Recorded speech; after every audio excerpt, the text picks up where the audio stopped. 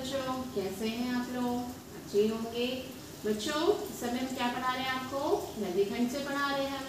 गद्यखंड से हमने 3 lesson complete कर लिए। चौथा लेसन हमारा चल रहा है कौन सा? सर्वेश्वर दयाल द्वारा रचित संस्मरण। कौन सा है? मानवीय करुणा की दिव्य चमक। ओके बच्चों, तो मानवीय करुणा की दिव्य चमक, मानवीय करुणा का अर्थ मैंने आपको क्या बताया था कि मानव हृदय में उत्पन्न होने वाली जो दया होती है उसे हम क्या कहते हैं? मानवीय करुणा। मानवीय करुणा की दिव्य चमक किस पर आधारित है? फादर कामिल बुल्के पर आधारित है, जो कहाँ के रहने वाले थे? बेल्जियम के रहने वाले थे और उन्होंने भारत में आने का निश्चय किया और संन्यास लेकर वो कहाँ आए? भारत आ गए और यहाँ की भूमि में रच बस गए थे। ठीक है, और यहीं पे रहते हुए उनकी मृत्यु भी हुई। तो जो हमारा संस्मरण है इसे लिखने वाले कौन है? सर्वेश्वर दयाल शर्मा है, सक्सेना है। सर्वेश्वर दयाल सक्सेना के ऊपर हम नजर डालते हैं कि उनकी पूरा जीवन परिचय क्या है। तो सर्वेश्वर दयाल शर्मा का जन्म हुआ था 15 सितंबर 1927 में बस्ती जिले में, उत्तर प्रदेश में स्थित है। इनके पिता का नाम था विश्वेश्वर दयाल सक्सेना। इन्होंने हिंदी से एमए किया, परास्नातक की शिक्षा ग्रहण की। इसके बाद इन्होंने इनका विवाह हुआ विमला देवी से। इन्होंने कई रचनाओं लिखी जिनमें उपन्यास, कहानी, नाटक, निबंध संग्रह बहुत लिखे, जिनमें प्रमुख इनके जो काव्य ग्रंथ है वो है काठ की घंटियाँ, बांस का पुल, एक सूनी नाव और दरभंगाएं। इन्होंने कथा साहित्य में आती है कहानी, उपन्यास आदि, जिसमें पागल कुत्तों का मसीहा, उड़ी वेरा। ठीक है, नाटक इन्होंने लिखी बकरी, लड़ाई और अब गरीबी हटाओ।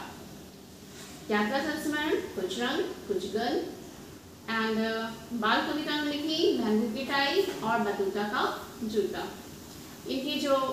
इनको 1983 में साहित्य का अकादमी पुरस्कार मिला अपनी इनकी कविता के ऊपर कुटियों पर टंगे लोग। कुटियों पर टंगे लोग पर इनको साहित्य का अकादमी पुरस्कार मिला था 1983 ईस्वी में। इनकी मृत्यु हुई 1983 में ही इनकी मृत्यु भी हुई। ठीक है, जो ये साहित्यकार थे इनके साहित्य में मध्यम वर्गीय, इनके साहित्य में क्या दिखा?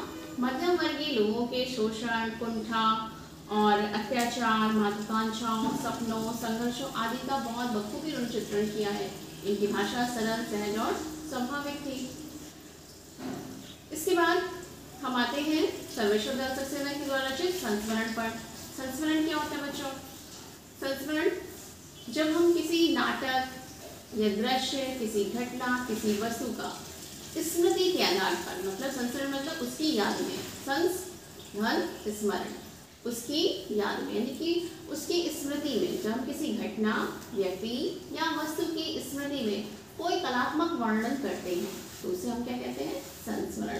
तो यहाँ पर लेखक ने फादर कामिल बुल्के के ऊपर संस्मरण लिखा है, उनकी स्मृति में उन्होंने संस्मरण लिखा है। ठीक है, इसका आधा अध्याय हमने पढ़ लिया था और आज हम पूरा करेंगे इसका पूरा अध्याय और इसके प्रश्नोत्तर पर।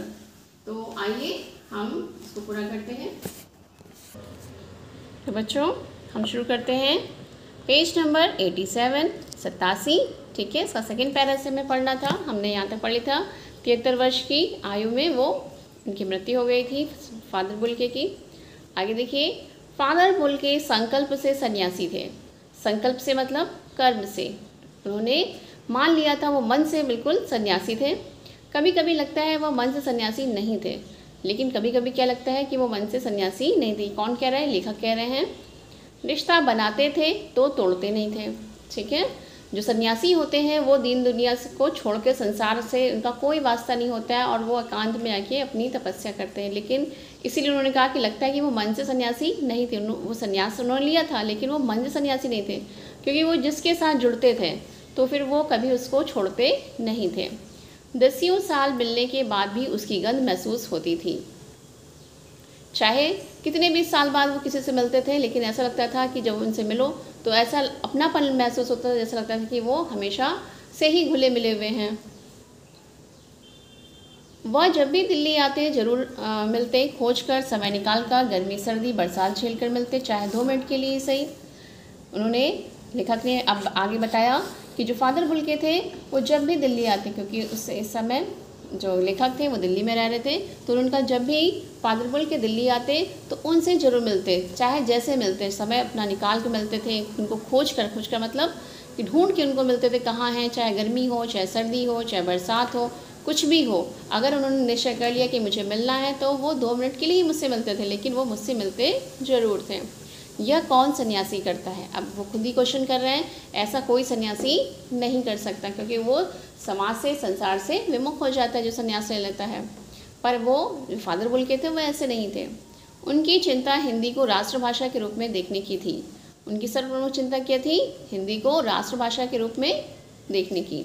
हर मंच से इसकी तकलीफ बयान करते, इसके लिए अकाट्य तर्क देते, और हर मंच मतलब जहाँ भी वो जाते अपने भाषण में वो हमेशा यही बात कहते हैं कि हिंदी को राष्ट्रभाषा बनाई जाए। उनको इस बात की बहुत बड़ी तकलीफ थी, ठीक है, उनको बहुत इस बात की तकलीफ थी कि हिंदी को अभी तक राष्ट्रभाषा का दर्जा नहीं दिया गया, और इसके लिए वो ना काटने वाले, अकाट्य मतलब जिसको हम काट नहीं सकते, अकाट्य तर्क देते, ऐसा तर्क देते जिसका कोई काट ही नहीं होता था, कि किस बात पे तर्क देते थे कि हिंदी को राष्ट्रभाषा बनाई जाए। बस इसी एक सवाल पर उन्हें झुंझलाते देखा है, बस इसी एक सवाल पर, मतलब कि हिंदी को राष्ट्रभाषा क्यों नहीं बनाया जा रहा है, इस बात पर उनको हम कभी कभी झुंझलाते मतलब गुस्सा करते हुए देखा है। और हिंदी वालों द्वारा ही हिंदी की उपेक्षा पर दुख करते उन्हें पाया है। कभी कभी क्या होता है, जो हिंदी भाषी लोग हैं वो ही हिंदी का ही मजाक उड़ाते हैं, इस बात पर उनको बहुत दुख होता था। घर परिवार के बारे में, निजी दुख तकलीफ के बारे में पूछना उनका स्वभाव था, और बड़े से बड़े दुख में उनके मुख से सांत्वना के जादू भरे 2 शब्द सुनना एक ऐसी रोशनी से भर देता था जो किसी गहरी तपस्या से जन्मती है। आगे लेखक कहते हैं कि जब वो जिससे भी मिलते थे उससे घर के परिवार के बारे में पूछते, उसके दुख के बारे में पूछते, उसकी समस्याओं के बारे में पूछते थे, और सिर्फ पूछते नहीं थे, सिर्फ सुनते ही नहीं थे, उसको दूर करने के लिए हर संभव प्रयास भी करते थे, और ऐसी सांत्वना, ऐसी सहानुभूति स्पष्ट करते थे, सांत्वना में सहानुभूति स्पष्ट करते थे, जिससे क्या होता था, जो दुखी व्यक्ति होता था उसका दुख पल भर में गायब हो जाता है। कभी कभी होता है ना कि हम अपनी दुख तकलीफ किसी को बयां करते हैं, और बोलने के बाद अगले के मुख से हमें कुछ ऐसी बातें सुनने को मिलती है जिससे हमारे दुख लगता है कि आप कम हो गए। तो ऐसे ही थे फादर बुल्के, जिनसे लोग दुख तकलीफ अपनी कहते थे, और उनके सांत्वना भरे स्वर या सहानुभूति भरे स्वर को सुनकर उनकी दुख तकलीफ़ें दूर हो जाया करती थी। मुझे अपनी पत्नी और पुत्र की मृत्यु याद आ रही है, और फादर के शब्दों से झड़ती विरल शांति भी। आगे लेखक कहते हैं कि इनकी पत्नी और पुत्र की मृत्यु एक साथ हुई थी। जो सर्वेश्वर सक्सेना है, इनकी पत्नी और पुत्र की मृत्यु एक साथ हो गई थी। तब उस दिन का बात वो याद करते हुए कह रहे हैं कि मुझे वो दिन याद आ रहा है जब फादर के शब्दों से झड़ती विरल शांति भी, कि उस समय फादर ने मेरे पास आकर मुझे ऐसी सांत्वना भरे स्वर बोले और सहानुभूति दी कि मुझे बहुत विरल मतलब जो बहुत ही कम मिलती है, ऐसी विरल शांति मिली जो पहले मुझे कभी प्राप्त नहीं हुई। आज वह नहीं है।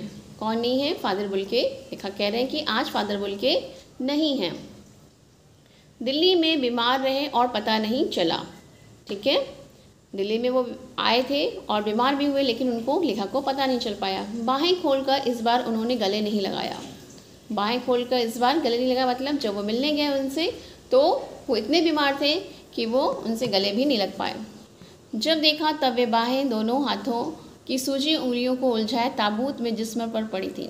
और जिस दिन उन्होंने लेखक ने फादर कामिल बुल्के को देखा, उस दिन वो किस अवस्था में देखा कि उनकी मृत्यु हो गई थी। और वो ताबूत मतलब ताबूत कहते हैं उसको जिसमें शव को रखा जाता है, ठीक है, उसे बोलते हैं ताबूत। जो शांति बरसती थी वह चेहरे पर स्थिर थी। उनके चेहरे पर जो शांति दिखाई देती थी आज वो बिल्कुल स्थिर थी, मतलब स्थिर थी, रुकी हुई थी। तरलता जम गई थी। जो उनके मुख से तरलता टपकती थी वो आज क्या है, रुक गई है। वह 18 अगस्त 1982 की सुबह 10 बजे का समय था। 18 अगस्त 1982 की सुबह 10 बजे ही इनका देहांत हुआ था। दिल्ली में कश्मीरी गेट के निकलसन कब्रगाह में उनका ताबूत एक छोटी सी नीली गाड़ी में से उतारा गया। कहाँ पे उनका शव दफनाया गया? दिल्ली में कश्मीरी गेट के निकलसन कब्रगाह में उनका ताबूत पर जिसमें शव रखा जाता है, छोटी सी नीली गाड़ी से उतारा गया। कुछ पादरी, रघुवंश जी का बेटा और उनके परिजन राजेश्वर सिंह उसे उतार रहे थे। कुछ पादरी यानी चर्च के पुरोहित, रघुवंश जो उनके दोस्त थे, फादर कामिल बुल्के के खास दोस्त थे, उनका बेटा और उनके परिजन मतलब फादर कामिल बुल्के के परिजन नहीं, रघुवंश के परिवार के लोग, राजेश्वर सिंह उसे उतार रहे थे, किसे, ताबूत को। फिर उसे उठाकर एक लंबी, संकरी, उदास पेड़ों की घनी छांव वाली सड़क से कब्रगाह के आखिरी छोर तक ले जाया गया, जहाँ धरती की गोद में सुलाने के लिए कब्र अवाक मुँह खोले लेटी थी। आगे बोलते हैं कि फिर गाड़ी से निकाल कर क्या किया गया, उसको एक संकरी पतली गली में उदास पेड़ों की घनी छांव वाले जगह पर से कहाँ ले जाया गया, जहाँ पे उनकी कब्र खोदी गई थी, वहाँ पर उस शव दफनाने वाले ताबूत को ले जाया गया। ऊपर करील की घनी छां थी और चारों ओर कब्रें और तेज धूप के वृत्त। लेखक आगे कहते हैं कि वहाँ पे करील मतलब कांटों वाली झाड़ियाँ, करील होती कांटों वाली झाड़ियाँ की, घनी मतलब घनी छाँव थी और चारों ओर कब्रें ही कब्रें थी, जहाँ पर खूब तेज़ धूप के गोले दिखाई दे रहे थे। मतलब कि सूर्य जो था, व्रत मीन्स गोला, तेज धूप यानी कि बहुत तेज़ सूर्य की गर्मी, सूर्य बहुत तेज़ अपनी गर्मी को फैलाए हुए था।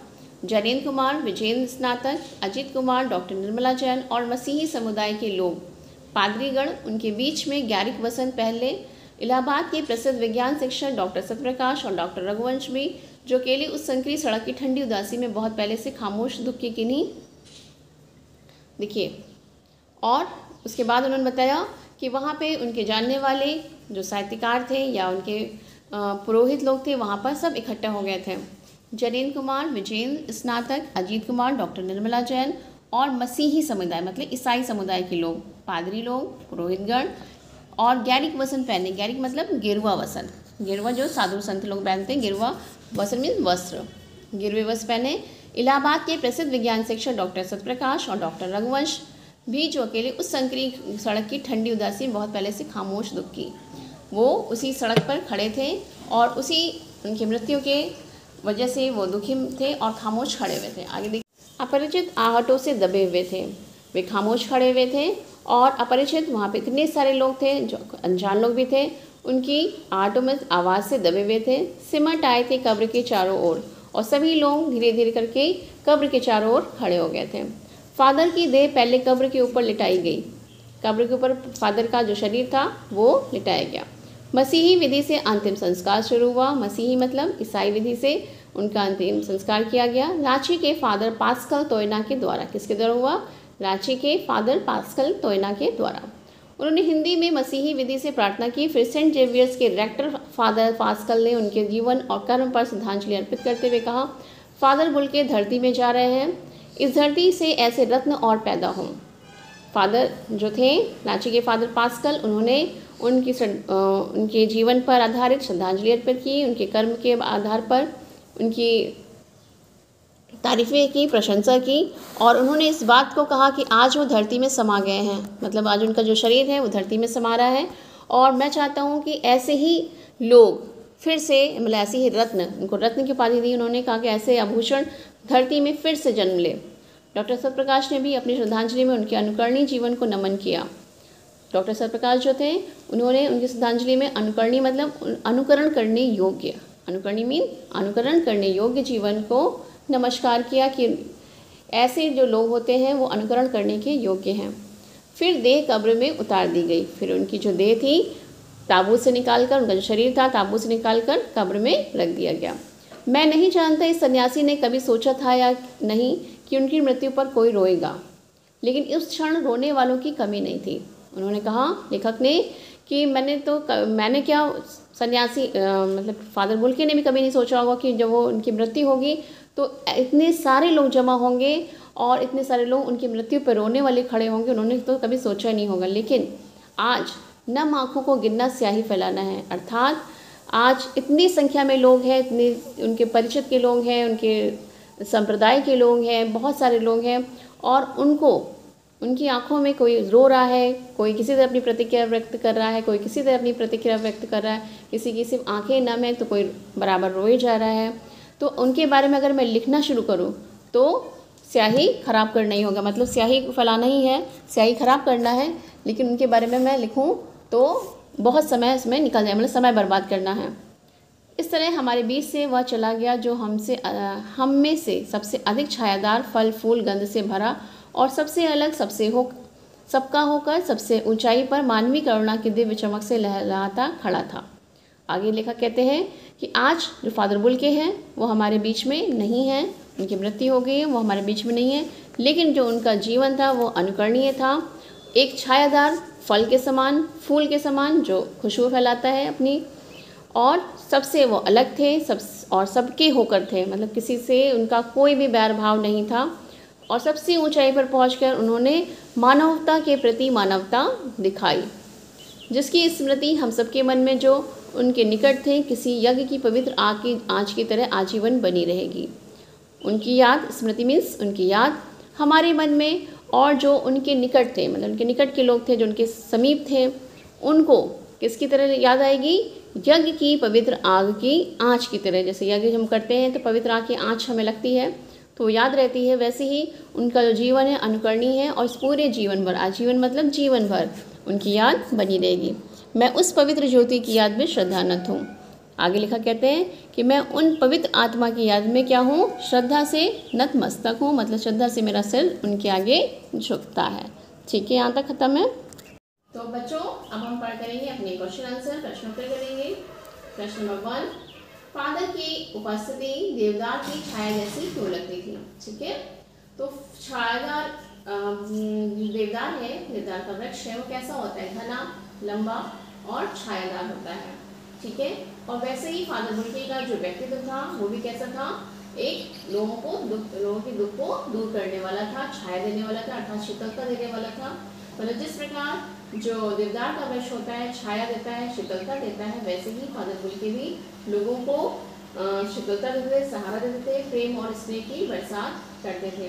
ठीक है, और वो अपने वृक्षों द्वारा उनको शीतलता प्रदान करते थे, इसलिए उनकी उपस्थिति कैसे लगती थी? देवदार के वृक्ष की तरह। जिस तरह देवदार का वृक्ष क्या करता है? छाया प्रदान करता है, शीतलता प्रदान करता है, वैसे ही जो फादर बुल्के की उपस्थिति होती थी वो भी हमें सहारा प्रदान करने वाली, प्रेम और स्नेह बरसाने वाली और शीतलता प्रदान करने वाली होती थी।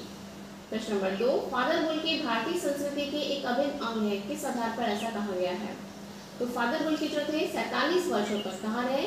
भारत में रहे। ठीक है, और उन्होंने भारतीय संस्कृति को अपने में समा लिया था।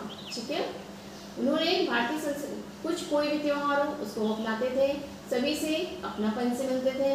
ठीक है, और उन्होंने अनुवाद किया, एक अपना अंग्रेजी का हिंदी शब्दकोश, पहला उन्होंने शब्दकोश बनाया, इन्होंने बाइबल का अनुवाद किया, इन्होंने ब्लू बर्ड का अनुवाद हिंदी में किया, और ये राष्ट्रभाषा हिंदी को बनाने के पक्षधर में थे। ठीक है, इसलिए कहा जा सकता है कि फादर बुल्के भारतीय संस्कृति के एक अभिन्न अंग है। पाठ में आए उन प्रसंगों का उल्लेख कीजिए जिनसे फादर बुल्के का हिंदी प्रेम प्रकट होता है। प्रश्न नंबर 3, इसका आंसर क्या होगा? देखिए, पाठ में आए उन प्रसंगों का उल्लेख करना है, तो कौन कौन से प्रसंग हुए? पहला, तो उन्होंने क्या किया? संन्यास ग्रहण करते समय उन्होंने शर्त क्या लिखी थी कि मैं भारत जाऊंगा। सेकेंड पॉइंट है ना, हम लिखना चाहें तो वो हिंदी को राष्ट्रभाषा बनाना चाहते थे। ठीक है, उन्होंने पहला अंग्रेजी हिंदी शब्दकोश बनाया। ठीक है, उन्होंने भारत आकर हिंदी विषय से क्या किया? बीए और एमए की शिक्षा ग्रहण की, और बाद में उन्होंने पीएचडी की उपाधि धारण की, और उस पर उन्होंने रामकथा विकास पर शोध किया। ठीक है, इन्होंने ब्लू बर्ड का अनुवाद नील पंछी के नाम से और बाइबल का अनुवाद किया। ठीक है, प्रश्न नंबर 4, इस पाठ के लेखक ने फादर बुल्के को मानवीय करुणा की दिव्य चमक क्यों कहा है? फादर बुल्के जो थे एक देवदार के वृक्ष के समान थे। ठीक है, उनके हृदय में करुणा व्याप्त थी, दूसरों को देख के उनके दुख में वो दुखी हो जाते थे, सुख में उनके साथ खड़े रहते थे। मतलब जब दुख का वक्त है या सुख का वक्त है, वो दोनों समय उनके साथ खड़े रहते थे, और क्या था कि किसी का भी दुख उनसे देखा नहीं जाता था, और उनके कष्टों को दूर करने के लिए वो सदैव प्रयत्नशील रहते थे। नेक्स्ट है, आशय स्पष्ट कीजिए, नम आंखों को गिनना स्याही फैलाना है। जैसे कि हमने पहले बताया कि जिस समय उनकी मृत्यु हुई तो उनके जानने वाले और साहित्यकार, दोस्त, मित्र, परिचय, जितने भी लोग थे, बहुत सारी भीड़ इकट्ठा हो गई थी। तो लेखक कहते हैं कि कोई अपनी प्रतिक्रिया रोकर, कोई खामोश होकर, कोई कैसे भी अपनी प्रतिक्रिया दे रहा था, और उनको अगर मैं लिखना चाहूँ तो स्याही बर्बाद करनी है, उसके लिए समय बर्बाद करना है, स्याही फैलाने के बराबर उसको लिखना, समय बर्बाद करना है कि उसकी कोई गिनती ही नहीं थी। उनकी मृत्यु के समय इतने लोग इकट्ठा थे कि उसकी कोई गिनती नहीं थी। उनकी मृत्यु पे सभी शोकाकुल थे, और अगर मैं लिखना चाहूँ उन नम आँखों के बारे में तो मैं समय ही बर्बाद करूँगा, क्योंकि मैं लिख नहीं पाऊँगा। ठीक है। नेक्स्ट है, फादर को याद करना एक उदास शांत संगीत को सुनने जैसा है। फादर कामिल बुल्के के जो थे, वो उनके जो संगीत था, मतलब उनका जो जीवन था वो शांत प्रवाह की भांति था। जैसे शांति का प्रवाह होता है, शांत का सिलसिला चालू होता है, वैसे उनका जो जीवन था शांति से भरा हुआ था। ठीक है, जिसमें मानवीय करुणा भरी हुई थी, मानवीय रिश्तों को समझने, मानवीय रिश्तों की समझ थी, दुख में वो दुखी, सुख में वो सुखी होते थे।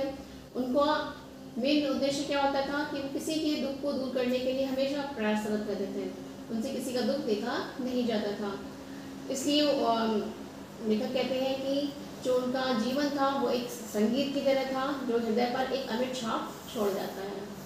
क्लियर है। अब हम करेंगे कुछ, हम आपको इसमें क्वेश्चन देंगे जिससे हमें पता चले कि आपने पूरा लेसन पढ़ा है। ठीक है, तो लिखिए इसको, और ये हमारे वीडियो के 1 घंटे बाद आपको सेंड करना होगा। ठीक है, तो इसका आंसर आपको एक शब्द में देना है। ठीक है, तो क्वेश्चन नंबर 1 लिखिए, मानवीय करुणा की दिव्य चमक के लेखक कौन है। ओके, मानवीय करुणा की दिव्य चमक के लेखक कौन है। क्वेश्चन नंबर 2, मानवीय करुणा की दिव्य चमक शीर्षक पाठ साहित्य की किस विधा पर आधारित है। मानवीय करुणा की दिव्य चमक शीर्षक पाठ साहित्य की किस विधा पर आधारित है। प्रश्न नंबर 3, मानवीय करुणा की दिव्य चमक नामक जो संस्मरण है वो किस पर आधारित है। ओके। प्रश्न नंबर 4, बकरी नाटक के लेखक कौन है। बकरी नाटक के लेखक कौन है।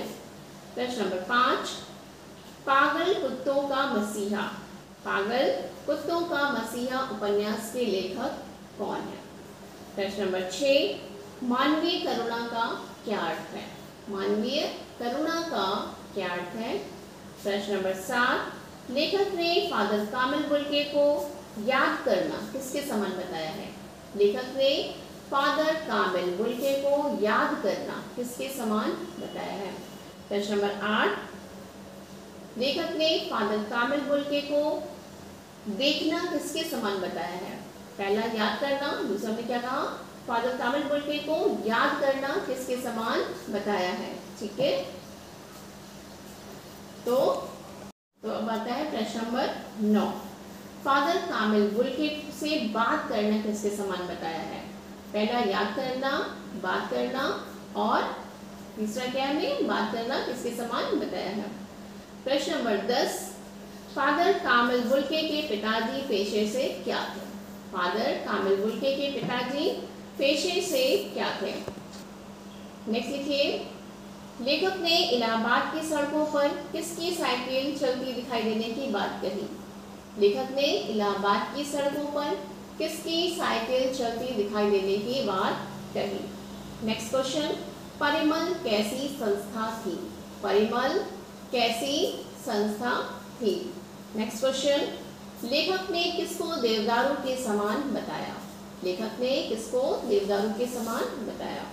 नेक्स्ट क्वेश्चन, फादर बुल्के अपनी माँ की चिट्ठियों को किसको दिखाया करते थे। फादर बुल्के अपनी माँ की चिट्ठियों को किसको दिखाया करते थे। नेक्स्ट है, फादर कामिल बुल्के की झुंझलाहट और दुख का कारण क्या था। फादर कामिल बुल्के की झुंझलाहट और दुख का कारण क्या था। ठीक है।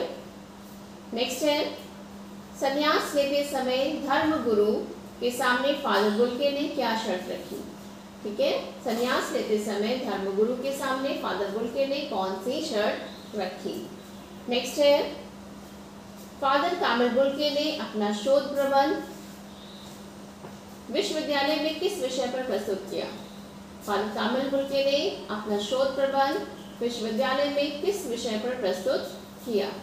नेक्स्ट, फादर कामिल बुल्के हिंदी को किस रूप में देखना चाहते थे? नेक्स्ट है, फादर कामिल बुल्के किस देश के मूल निवासी थे? किस देश के मूल निवासी थे? प्रश्न नंबर 22, प्रस्तुत पाठ के आधार पर संकल्प से सन्यासी किसे कहा गया है? प्रस्तुत पाठ के आधार पर संकल्प से सन्यासी किसे कहा गया है? नेक्स्ट, फादर बुल्के ने इंजीनियरिंग की परीक्षा किस वर्ष में छोड़ दी? ठीक है। नेक्स्ट, फादर कामिल बुल्के सन 1882 में मृत्यु के समय कितनी उम्र के थे? कितने वर्ष के थे? ठीक है। तो ये रहे आपके क्वेश्चन, इसको आपको करना है। ओके, इन क्वेश्चन को आपको करके हमें सेंड करना है। ठीक है, ताकि हमें पता चले कि आपने पूरा लेसन अच्छे से पढ़ा है। ठीक है, तो हम मिलते हैं अपने नेक्स्ट वीडियो में। तब तक के लिए बाय बाय।